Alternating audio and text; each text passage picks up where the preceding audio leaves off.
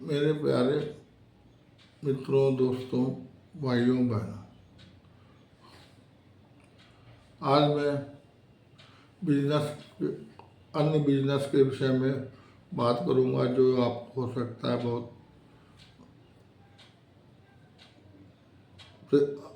जो है प्रेरित करेगा अन्य काम करने के लिए। भारतवर्ष से आप कैसे आयात निर्यात करें, इंपोर्ट एक्सपोर्ट कैसे करें, उसके क्या प्रोसीजर हैं, प्रोडक्ट का कैसे आप सिलेक्शन करें और गवर्नमेंट कैसे आपको मदद करती है। और इस प्रक्रिया में सबसे पहले जो है मैं इंपोर्ट के विषय में आपसे बात करूँगा। जो सामान आप इंपोर्ट करते हैं उसको आप अपने जो है इंडस्ट्रियल मैन्युफैक्चरिंग में भी इस्तेमाल करते हैं। कई बार जो है उसको आप ट्रेडिंग के लिए भी प्रोडक्ट्स जो है वो मार्केट में डायरेक्ट रेडीमेड प्रोडक्ट्स हैं ले करके मार्केट में बेच सकते हैं और प्रॉफिट कमा सकते हैं। तो इसमें जो इंपोर्ट की जो आप प्लान बनाएं, इसमें पहले आपको ध्यान रखना है कि इस प्रोडक्ट का आप जो इंपोर्ट करना चाहते हैं उसके विषय में आप डिसाइड कर लें और आपका मिशन जो है बाज़ार की मांग को समझें। बाज़ार की क्या मांग है, बाज़ार क्या चाहता है, तो उस विषय में कौन सा आपको इंपोर्ट करने से बाज़ार सस्ता, आपको कॉस्ट सस्ती है और मार्केट में ठीक रेट पे आप बेच सकते हैं और प्रॉफिट कमा सकते हैं। इंपोर्ट के लिए सबसे पहले जो है आयात निर्यात कोड होता है, इंपोर्ट एक्सपोर्ट कोड, जिसको आईईसी है, वो इम्पॉर्टेंट है, ज़रूरी है। और ये जो है आपको जो डीजीएफटी है, विदेश व्यापार विभाग है, उन वहाँ से आपको प्राप्त होता है। उनकी ऑनलाइन पेपर सबमिट करके आप ले सकते हैं। बिल ऑफ एंट्री, इसमें जो आवश्यक दस्तावेज जो है बिल ऑफ एंट्री है, कॉमर्शियल इनवॉइसेज है, पैकिंग लिस्ट, ये सब चीज़ें दस्तावेजों की ज़रूरत पड़ती है। मगर आईसी कोड में ये सब की ज़रूरत नहीं पड़ती है, बेसिकली बाद में ज़रूरत पड़ती है। और आपको स्पेशली कुछ प्रोडक्ट्स के लिए डीजीएफटी जो है उससे आपको लाइसेंस लेना ज़रूरी है। और इसमें जो कस्टम ड्यूटी, जीएसटी, अन्य करों का भी आपको बाद में जैसे कोई इंपोर्ट करते हैं तो भुगतान करना पड़ेगा। जो अप्लीकेबल है टैक्सेस हैं वो आपको देना पड़ेगा। और एक्सपोर्ट के लिए जो है आप कोई चीज़ जो है एक्सपोर्ट के लिए सोचते हैं तो आपको जो इंटरनेशनल मार्केट है उसमें जो डिमांड है उसके हिसाब से आप प्रोडक्ट चुनें। और उसके लिए जो एग्रीकल्चर प्रोडक्ट हैं, टेक्सटाइल है, फर्नीचर है, हैंडीक्राफ्ट्स हैं और जो और भी सामान है जो भी ये चाहते हैं वो आप कर सकते हैं। इसके लिए आप जो है सर्टिफिकेट ऑफ ओरिजिन देना होगा एक्सपोर्ट के लिए, और पैकिंग लिस्ट है, इनवॉइसेज हैं, आईसी कोड भी आपको ज़रूरत पड़ेगा। और इसके लिए आप जो है जो बाहर भेजने लॉजिस्टिक्स में कहाँ भेजना है, अमेरिका, इंग्लैंड, जर्मनी, चाइना, इसके लिए आपके जो है जो शिपिंग एजेंट्स होते हैं जो जो वो आपको मदद करते हैं, आपके शहर में मिलेंगे, जिनको कि जो शिपिंग एजेंट्स हैं जो आपको जो बाई एयर या जो बाई शिप जो है वो पूरा ट्रांसपोर्टेशन का इंतजाम आपसे कर वो आपके लिए कर देंगे। वो उसके लिए ज़रूरत जो भी फ्रेट है, जो कॉस्ट है, जो भी है वो उनके अपने चार्जेस होते हैं, वो आपको सब बता देंगे। आपको काम करने से पहले से पता कर लें। और इसके लिए भुगतान के लिए एक्सपोर्ट के लिए जो लेटर ऑफ क्रेडिट या वो चीज़ें उन गारंटी की ज़रूरत पड़ती है जो आप जो है वो अन्य विदेशों में एक्सपोर्ट करते हैं तो एलसी खुलवाते हैं उन लोगों से। और प्रोडक्ट का कैसे चयन करें, जो आप एक्सपोर्ट के लिए जो है जैसे चाय, मसाले, फल, सब्जियां, जैसे रेडीमेड टेक्सटाइल है, सिल्क गारमेंट्स है, इवन आईटी क्षेत्र में सॉफ्टवेयर टेक्निकल सर्विसेज दी जाती हैं, हैंडीक्राफ्ट, फर्नीचर्स जो है और भी अन्य सामान है जो आप एक्सपोर्ट कर सकते हैं।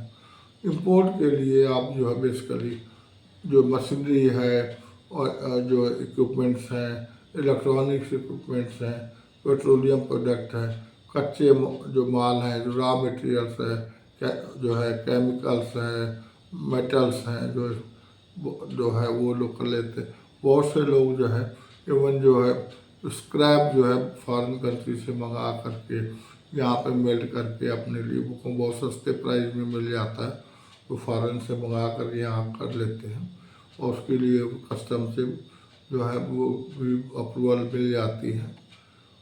और इसमें जो क्योंकि आपको जो है एक्सपोर्ट इंपोर्ट के लिए नॉर्मली लोग जो है कस्टम जो इसके कंसल्टेंट्स होते हैं एक्सपोर्ट इंपोर्ट के, वो आपके शहर में मिल जाएंगे।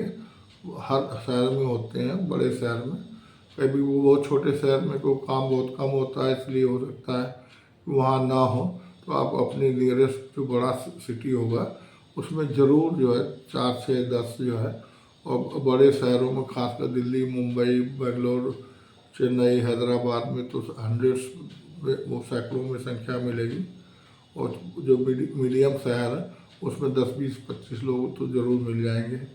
तो इसको जो कंसल्टेंट्स जो है, जो लीगल प्रोसीजर्स है, आपके कॉम्प्लिकेटेड सिस्टम्स है, वो आपको समझाने में आपको मदद करेंगे। जो कस्टम एक्साइज और जीएसटी का जो प्रोसेस है उसको आसानी से लागू करवा देंगे और उसकी सब आपको एडवाइस भी दे देंगे एक्सपोर्ट इंपोर्ट के लिए, क्या आपको एक्सपोर्ट करना है कि इंपोर्ट करना है। उसमें भी आपको लोग वो कई सालों से काम कर रहे हैं तो उनको लंबा अनुभव होता है, तो वो आपको वो सही मदद भी कर देंगे। और ये जो जीएसटी से भी जो लाइसेंसिंग होती है वो भी, उसके भी बहुत से कंसल्टेंट मार्केट में हैं। वो आपको कैसे जीएसटी लाइसेंस लेना है, उसका जो सर्टिफिकेट्स लेने हैं, आईसी कोड, वो सब कर देंगे। इवन कस्टम क्लियरेंस और लॉजिस्टिक्स के लिए भी कंसल्टेंट्स उनकी टीम बैठी होती है, वो आपको मदद करती है। तो आपको जो है, यदि आप विचार करते हैं मार्केट में सारी सुविधाएं अवेलेबल हैं, तो जो नॉमिनल पैसे बहुत ज़्यादा कॉस्टली नहीं है। इस विषय में जो मेन जो खासकर एक्सपोर्ट इंपोर्ट में जो है डायरेक्टर जनरल फॉरेन ट्रेड की जो है डीजीएफटी बोला जाता है, उसकी भूमिका मुख्य होती है। आयात निर्यात नीतियों का जो गाइडलाइंस है और इम्प्लीमेंट कराना, तैयार कराना उनका काम है।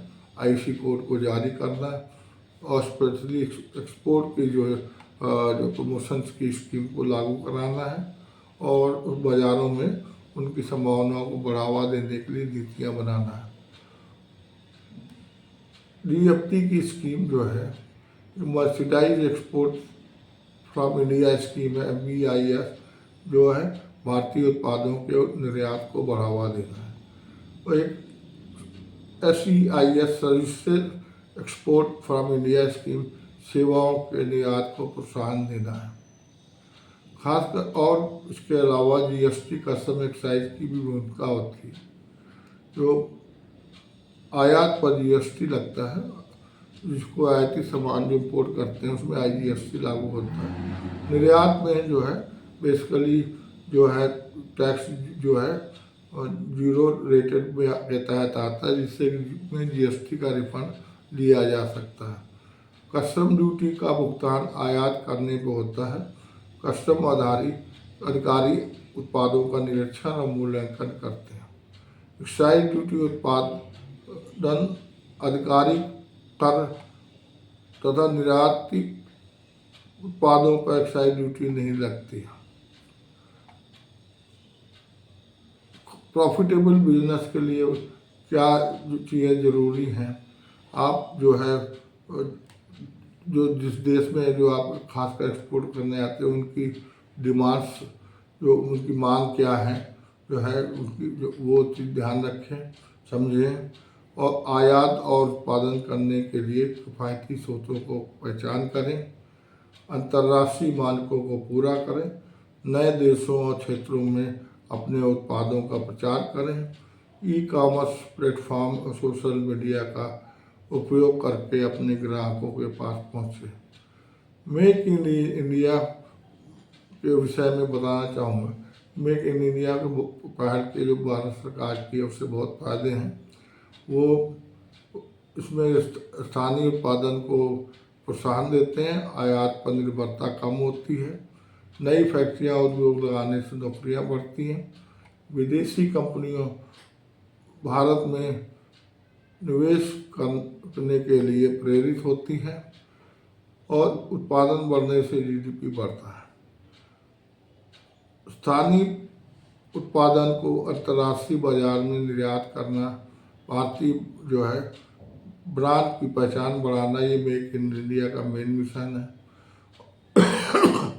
और इसके विषय में मैं आपको बताना चाहूँगा कि आपको प्रोडक्ट आइडेंटिफिकेशन के लिए बहुत सारी जो है ये एग्जीबिशंस और जो फेयर्स लगते हैं, उसमें आप मौके हर अपने हिसाब से जो प्रोडक्ट्स हैं, जो चीज़ें आप सोच करके वहाँ विजिट कर सकते हैं। आप अपने उत्पादों को यदि आपका कोई प्रोडक्ट्स हैं उसको बड़े जो है दर्शक और व्यूवर्स होते हैं, विजिटर्स होते हैं, उनको दिखा सकते हैं। और व्यापारियों और निवेशकों और स्वाभाविक ग्राहकों से मिलने का अवसर मिलता है। विदेशी खरीदारों को आकर्षित करने का अवसर होता है। भारत सरकार और राज्य सरकारें उद्योगों को राष्ट्रीय अंतर्राष्ट्रीय प्रदर्शनियों में भाग लेने के लिए सब्सिडी देती हैं और छोटे और मध्यम उद्योगों को उनके उत्पादों के प्रचार करने में भी मदद करती हैं। भारत से आयात निर्यात व्यवसाय न केवल लाभदायक है बल्कि यह देश की अर्थव्यवस्था, रोजगार और उत्पादन में भी योगदान देता है। सही उत्पाद चयन, सरकारी योजनाओं का उपयोग और बाजार अनुसंधान से व्यापार को बढ़ावा दिया जा सकता है। मेक इन इंडिया और अंतर्राष्ट्रीय प्रदर्शनियों से पहल से व्यापारियों को वैश्विक स्तर पर पहचान दिलाने में आवश्यकता होती है। इसके अलावा आप जो है इम्पोर्ट एक्सपोर्ट के लिए भारत सरकार के जो बहुत से सलाहकार जो हैं उनसे भी कांटेक्ट कर सकते हैं। जो कंसल्टेंट्स हैं अलग अलग शहरों में हैं अवेलेबल। और साथ ही आप जो है कॉमर्स एंड इंडस्ट्री मिनिस्ट्री की जो वेबसाइट है उसमें भी बहुत सारे डिटेल दिए हुए हैं। एक्सपोर्ट और प्रमोशन काउंसिल्स हैं, उनमें बहुत सारी उनकी वेबसाइट्स हैं, उसमें भी जानकारी दी गई है। चैम्बर ऑफ कॉमर्स हैं, वो अपने से संबंध कर सकते हैं। आपके शहरों में या देश विदेश में बिजनेस डायरेक्टरीज हैं, उस पर इंटरनेट में भी बहुत सारी इंफॉर्मेशन अवेलेबल है। और इसके अलावा लिंक्डइन जैसे प्लेटफॉर्म है जहाँ आप विशेषज्ञों सलाहकारों की खोज कर सकते हैं। तो इसी जो है प्रकार जो है हमने जो आपको इस विषय में प्रयास किया है कि आपको ये मैं बता सकूं। आप अपने जो कंसल्टेंट से भी संपर्क करें यदि आप सीरियस हैं कि इसमें काम बढ़ाने आते हैं।